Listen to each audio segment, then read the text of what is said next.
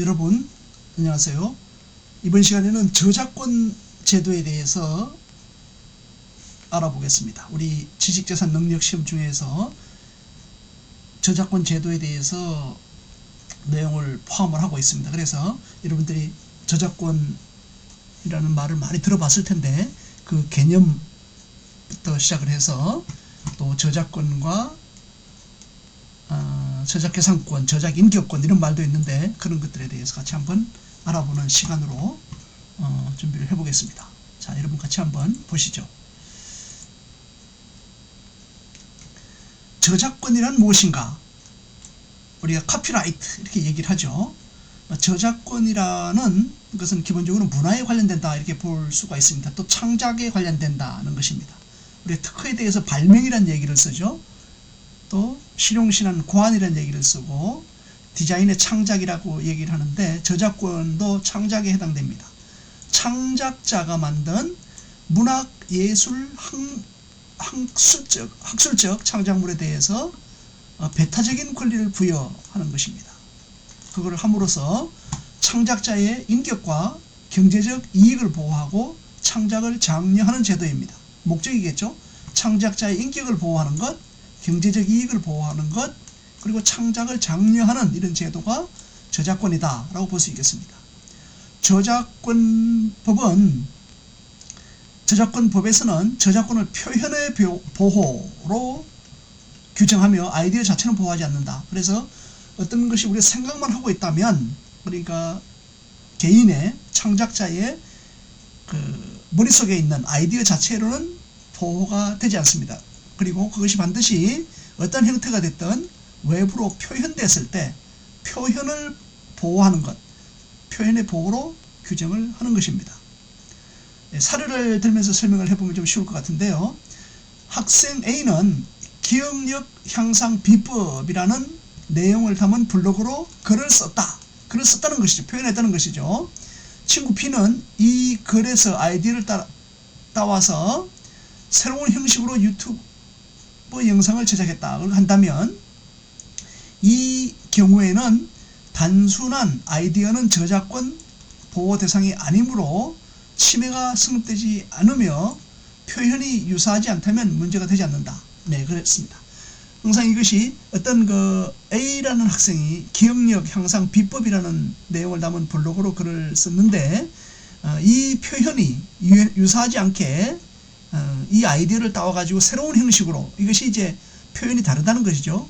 새로운 형식으로 유튜브 영상을 제작했다고 한다면 이 유튜브 영상은 저작권 A가 쓴 어떤 아이디어에 대한 글로 쓴 거에 대해서 표현이 유사하지 않았기 때문에 문제가 되지 않는다는 것입니다. 그래서 여러분들이 어떤 것을 보고 저작권은 표현을 보호하는 것인데 거기에서 그 표현 방법이 유사하지 않다면 문제가 되지 않는다는 것 유념해 볼 필요가 있습니다. 두 번째, 어떤 한 저작물이 보호를 받는가, 보호받는 저작물의 유형에 대해서 알아보도록 하겠습니다. 저작권의 보호 대상은 기본적으로 인간의 창작에 의해 만들어진 창작성 있는 표현이며, 창작성이 있을 때 반드시 표현이 돼야 됩니다. 그래서 글로 쓴 것하고 유튜브를 한다고 하면 저런 표현 방법이 다르겠죠. 창작성이 있는 그 아이디어를 따오되 그것을 가지고 새롭게 자기가 표현했다면 별도의 저작권으로 보호를 받을 수 있는 것입니다. 다음 같은 형태가 있습니다. 문학작품, 소설, 시 등이 있습니다. 이런 것들이 창작을 했다고 할 수 있겠죠. 두 번째, 음악입니다. 작곡, 작사. 어떤 같은 가사라고 하더라도 그런 것을 작곡을 새롭게 한다든지, 어떤 곡이 있는데 그것을 작사를 전혀 새롭게 한다든지 이런 부분들도 해당되겠죠. 작곡, 음악작품, 문학작품, 음악작품, 또 미술, 그림, 조각 등, 그리고 사진, 영상, 컴퓨터 프로그램 등도 저작권으로 보호를 받고 있고, 실제로 copyright.or.kr, 그래서 저작권위원회의 사이트인데요. 여기에 가면은 이렇게 저작권 종류별로 해서 등록을 받을 수 있는 절차 또 방법들이 제시되어 있습니다. 두 번째 사례를 한번 보겠습니다. 홍길동은 소녀상이라는 조형물을 창작하여 설치하였고 표현을 했죠. 그리고 김저작이라고 하는 사람은 머리와 발만 살짝 변형해 평화의 소녀상이라는 책에 실었다. 그래서 홍길동이 소녀상이라는 조형물을 창작해서 설치하였는데 김저작이라고 하는 사람이 머리와 발만 살짝 변형해서 평화의 소녀상이라는 책에 실었다고 한다면 이러한 것들은 저작자를 보호하기 위해서 복제권 및 2차적 저작물 작성권을 침해했다라고 볼 수가 있습니다. 그리고 함께 창작자의 동일성 유지권 침해에 해당된다. 예를 들면 창작자가 소녀상을 창작을 했을 때 그것을 설치를 했지 않습니까? 그러면 그 소녀상이 말로만 하던 것이 이렇게 구현됐다는 것을 볼 수가 있는데 거기에서 핵심 요소라기보다는 뭐 머리와 발만 살짝 이렇게 바꾸어 가지고 평화 소녀상이라는 책에 실었다 이렇게 한다면 이것은 창작자의 원창작을 변형했다고 한다고 해서 창작자의 동일성을 유지하지 못하는 동일성 유지권 침해에 해당한다고 볼 수가 있겠습니다. 다음으로 저작 재산권과 저작 인격권에 대해서 알아보도록 하겠습니다. 우리가 일반적으로 저작권이라고 하는데 크게 두 가지로 나눠질 수 있습니다. 저작 재산권이라는 것이 있고 저작 인격권이 있습니다. 여기서 먼저 저작 재산권에는 재산적인 성격을 갖는 이런 것들인데요. 종류를 본다면 복제권, 어떤 창작한 것을 복제하는 것, 복제할 수 있게 두지 않고 권리를 또 승인을 받아야 된다는 것이죠. 공연권, 어떤 것을 창작한 것을 공연하는 것, 전시권, 전시하는 것, 방송하는 권리, 방송권, 또 배포하는 온라인상에서 오프라인상에서 배포하는 배포권, 공중송신권, 공중파를 통해서 방송을 통해서 송신하는 권리, 대여권, 이것을 권리를 대여해주는 것, 이런 것들이 저작 재산권으로서 저작권 중에서 재산권을 이루는 것이라고 볼 수 있습니다. 두 번째, 저작 인격권. 우리가 말을 많이 듣는데 이것은 뭔가 하면 저작자의 인권을 보호한다는 이런 개념으로 볼 수 있겠습니다. 인격을 보호한다고 볼 수 있습니다. 저작물을 공표하는 공표권, 성명 표시권, 어떤 저작물이 있다면 우리가 예를 들어서 드라마를 본다든지 영화를 본다 보면 연출자라든지 주인공이라든지 이런 것들이 있지 않습니까? 다 성명 표시가 되고 있습니다. 그런데 방송을 하면서 연출자가 누군지 또 주인공이 누군지 이런 것을 하지 않는다면 이런 것들 성명권, 표시권 등을 위반했다고 해서 저작 인격권을 침해한다고 볼 수 있겠습니다. 또 동일성 유지권, 앞서 소녀상 조형물 창작과 마찬가지로 그것을 새롭게 창작을 했는데 일부만 살짝 바꿔서 살짝 변형해서 한다고 그러면 저작자의 인격권을 침해했다고 볼 수 있겠습니다. 그리고 이러한 저작 인격권은 공표권, 성명 표시권, 동일성 유지권으로 구성되면서 창작자의 인격을 보호하는 것을 저작 인격권이다 라고 볼 수 있겠습니다. 이것을 사례로 설명한다면 방송국에서 김 작가의 시를 방송했지만 이름을 밝히지 않았다. 그렇죠. 이렇게 하면 안 된다는 것이죠. 이는 성명 표시권 침해에 해당하며 김 작가는 법적 조치를 취할 수 있습니다. 그래서 손해배상을 청구할 수 있다든지 할 수 있는 것입니다. 다음 우리 관심 있는 부분이 저작권의 보호기간과 관련 개정사항 이에 대해서 한번 보도록 하겠습니다. 우리가 보호기간, 지식재산권의 보호기간이 있죠. 특허는 등록 이후에 출원일로부터 20년간이죠. 실용신화는 10년, 또 디자인권은 20년 이렇게 되어 있습니다. 그런데 저작권에 대해서는 일반 창작물은 창작자 사망 후 70년까지 보호를 받을 수 있겠습니다. 그래서 단독으로 창작을 했다면 예를 들어서 어떤 노래를 어떤 창작을 했다 이렇게 된다면 다 혼자 작곡을 했다 작사했다 그러면 창작자 사망 후 70년까지 보호를 받을 수가 있는 거예요. 그래서 그 후손들이라든지 정당한 그 권리를 가진 자가 상속을 받을 경우에 70년까지 저작권에 대한 보호를 받을 수 있는 것이죠. 이때 공동 저작물인 경우, 공동 저작물이라면 작곡, 작사 이런 부분들을 단독이 아니고 공동을 할 경우도 있겠죠. 이런 경우는 마지막 생존하는 저작자가 사망한 후부터 70년까지 보호를 받을 수 있습니다. 그래서 A, B가 공동으로 창작을 했다면 그거의 마지막 생존자, 공동 저작권자의 마지막 생존자가 사망한 후 70년까지 보호를 받을 수 있습니다.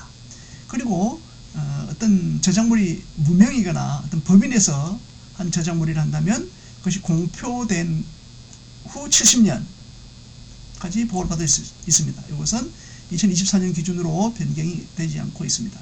그래서 무명의 저작물 또 법인 저작물인 경우에 또 70년간 그것은 공표 후 사망 후 70년이 아니고 공표 후 70년이라는 것입니다.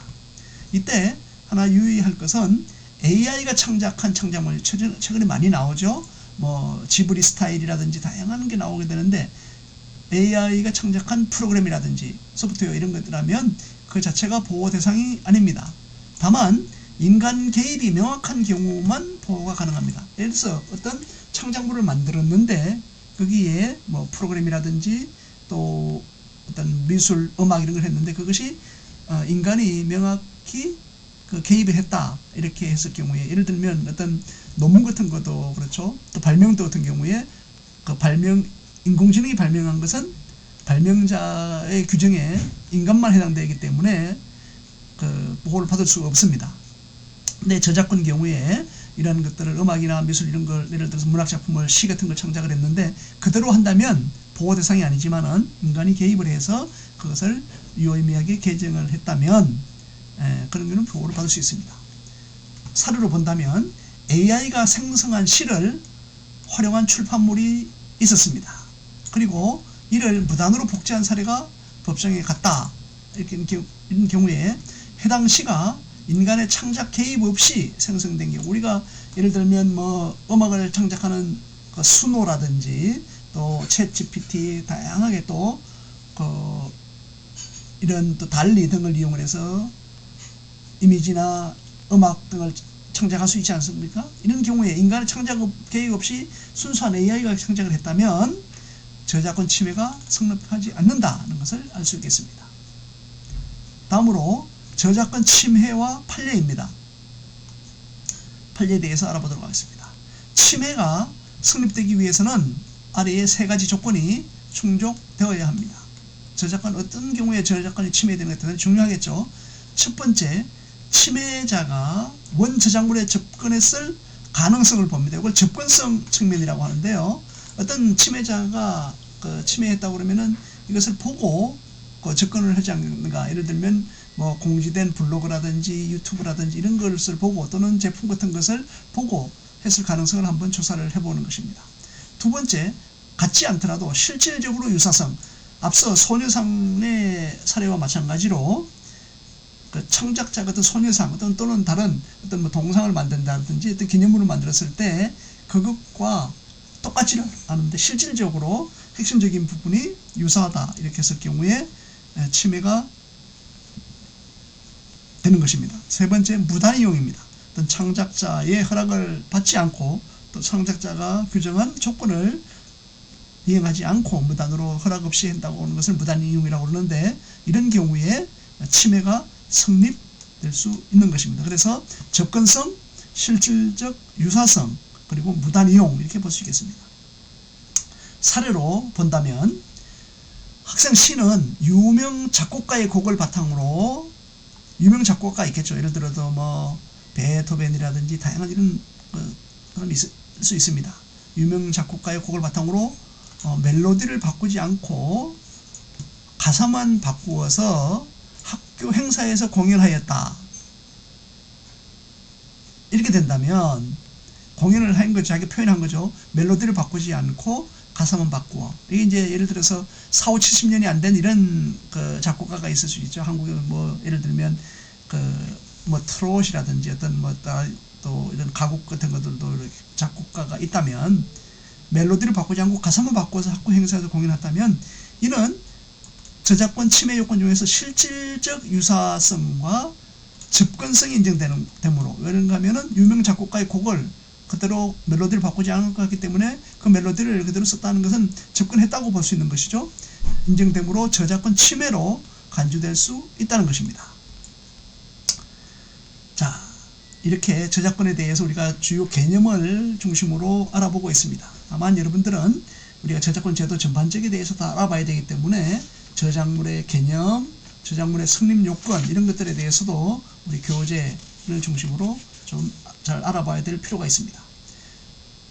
우리 교재를 중심해서 또 알아보는 경우에도 저작물은 분류, 저작권위원회 홈페이지 copyright.or.kr을 봐도 알 수가 있는데 음원 저작물, 또 음악 저작물, 연극 저작물, 또 미술 저작물, 또 건축 저작물, 사진 저작물, 영상 저작물, 도형 저작물, 또 그 외에 컴퓨터 프로그램 저작물 이렇게 9가지 종류의 저작물을 규정하고 있습니다. 그런데 이거를 예시한 것으로 볼 수 있고 여기에 분류된 것이 어느 하나에 해당하지 않더라도 창작한 것이라면 저작물로 인정될 수가 있으니까 그것을 이제 잘 이해를 해야 될 것입니다. 다음 이제 중요한 부분이 공정이용과 제한 규정이라는 것이 있습니다. 공정이용, 영어로 fair, 공정한, fair 이용 이런 것, 공정이용과 제한 이런 규정을 알아보도록 하겠습니다. 공정이용이라고 한다면 공공의 이익을 위해서 일정한 조건 하에, 조건이 필요합니다. 일정한 조건 하에서는 저작권자의 허락 없이도 이용이 가능하다. 뭐 예를 들어서 우리 교육용 이런 자료를 만들 때 어떤 자료를 가져오는 게 있지 않겠습니까? 누가 만든 이렇게 특수한 지역의 뭐 지도라든지 또 어떤 뭐 음악 자료 이런 것들을 이용할 수도 있겠습니다. 그래서 첫 번째는 이런 공공의 이익을 위해서 저작권자의 허락 없이 일정한 조건 하에서 할 수 있는 것이 첫 번째 비영리의 교육 목적, 교육을 하는데 학교에서 교수님이 강의를 할 때 자료를 가져왔다. 이런 경우들에 대해서 비영리 교육 목적을 이용할 경우에 공정이용 행위라고 볼 수가 있습니다. 그리고 시사보도, 어떤 사실에 대해서 시사 내용을 기자가 보도했다, 신문 기자가 보도했다 이런 부분들입니다. 그리고 공정이용에는 또 재판상 증거 제출도 가능하다는 것입니다. 재판상 어떤 증거를 내야 되겠는데 어떤 자료가 있다면 그것을 갖다가 낼 수가 있는 것입니다. 그리고 공공도서관의 복제, 우리가 뭐 시립도서관이라든지 공공도서관 등에 가서 이렇게 자료들을 거기에서 또 복사하는 것, 이런 것들을 얘기할 수 있겠습니다. 사례로서 설명을 해보면 고등학교 수업 중 여러 가지 시가 나오죠. 유명 작가의 시 일부를 교과서에 인용하여 수업 자료로 활용한다. 이런 경우에 비영리 교육 목적에 해당한다고 볼 수 있겠죠. 이는 교육 목적의 공정이용으로 저작권자의 동의 없이도 허용된다. 오히려 이렇게 되면 더 많은 학생들이 알 수 있기 때문에 저작권자는 더 환영할 수도 있겠죠. 그렇지만은 반드시 허락을 받지 않아도, 허락이 없이도 그것이 유명 작가 시, 뭐 예를 들면 여러분들이 잘 아는 이런 시도 있겠죠. 김춘수 시인의 뭐 꽃이라는 이런 시도 있고 합니다만은 또 다양한 국내외 시들이 있을 경우에 그런 것들을 쓸 경우에 그런 것을 교육 목적으로 사용한다 이렇게 할 경우에 교과서에 인용하여서 수업 자료로 활용할 수 있습니다. 다음 이제 책은 이게 환경의 변화에 따라서 디지털 환경 체제가 많이 이루어지고 있고요. 디지털 환경과 저작권 보호의 중요성이 증가하고 있습니다.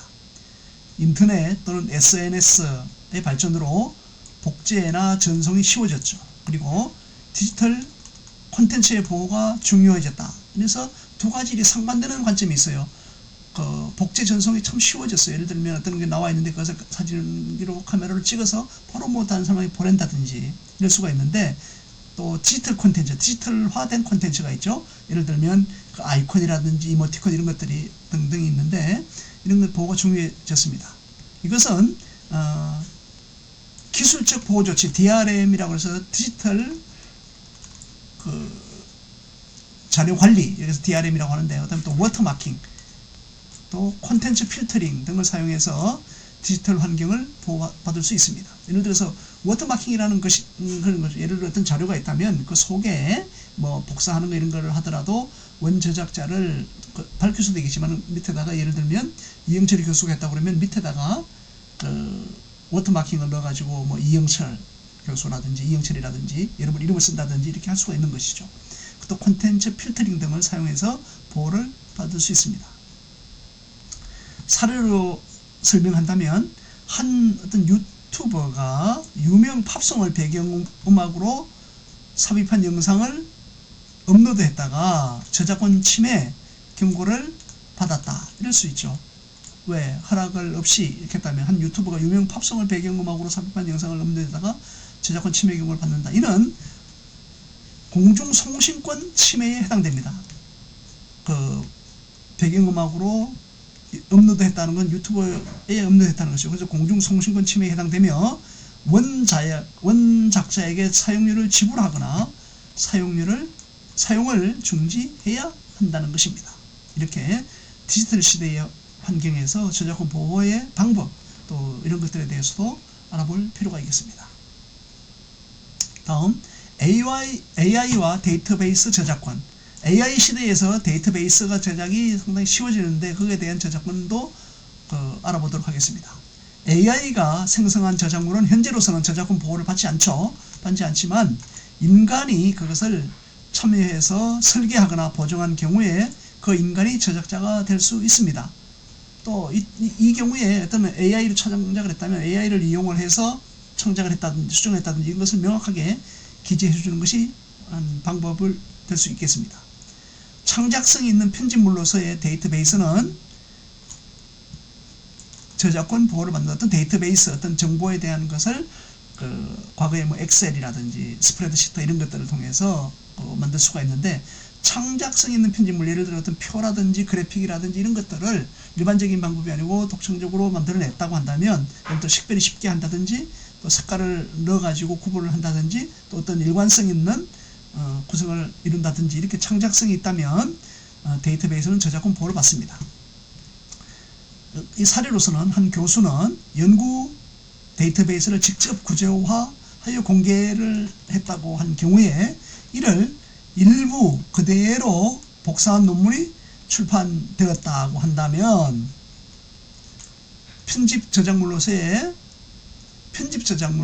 권리 침해 가능성이 높다는 것입니다. 그래서 여러분들이 논문을 쓰거나 어떤 다른 데이터베이스를 가져왔을 경우에 그것이 그 데이터베이스가 다른 연구자가 어떤 특별한 구조를 넣어가지고 만들었다고 했을 경우에 그대로 복사했을 경우 일단은 기본적으로는 그걸 인용을 해야 되죠. 인용을 하는데 그것을 자기 나름대로 또 필요한 부분을 자기가 핵심적인 그 연구 결과를 나타내기 위해서 연구 과정을 나타내기 위해서 편집하는 것도 필요하다는 것입니다.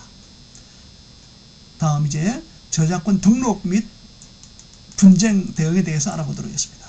저작권은 기본적으로 등록 없이도 발생합니다. 이 점이 이제 특허나 실용신안, 디자인 상표 같은 산업재산권과 다릅니다. 그것은 반드시 출원을 해서 심사를 받아야 등록을 받아야 되는 것인데 저작권은 문화, 예술, 공연 이런 부분들은 등록이 없어도 저작권위원회 같은 데 등록하지 않아도 발생하지만은 분쟁 시에 저작자가 누구다라고 하는 증명을 위해서 등록이 권장됩니다.